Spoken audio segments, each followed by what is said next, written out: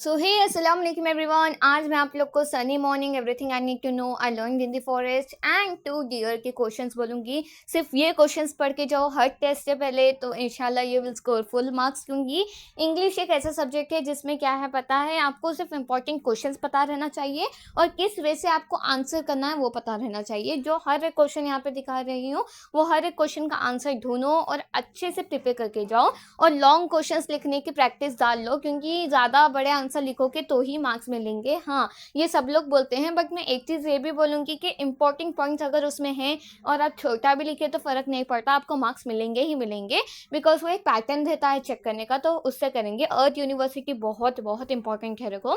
And नवदन्या forest का जो है उसका पूरा डेट ईयर कहाँ पे हुआ क्या नहीं सब याद है ना।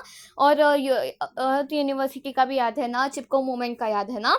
एंड ये सारे क्वेश्चंस अच्छे से पढ़ो आप लोग। And I know I am helping you in English because बहुत सारे बच्चे उसकी वजह से स्कोर लैक कर जाते हैं इसलिए।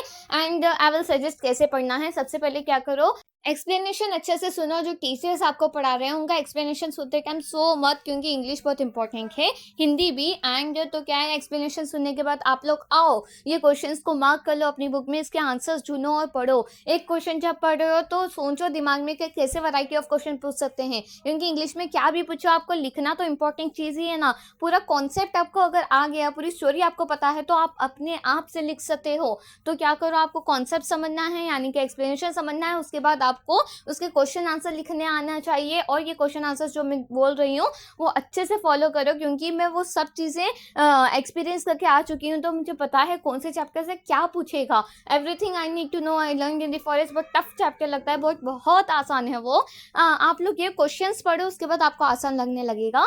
मैंने बोर्ड एग्जाम से पहले सिर्फ और सिर्फ ये क्वेश्चंस पढ़ के गई थी and I scored 95 in my English. वो 5 मार्क कहाँ गए पता नहीं चला अब तक। मैंने कॉपी मंगाने का ट्राई किया बट नहीं मंगाया।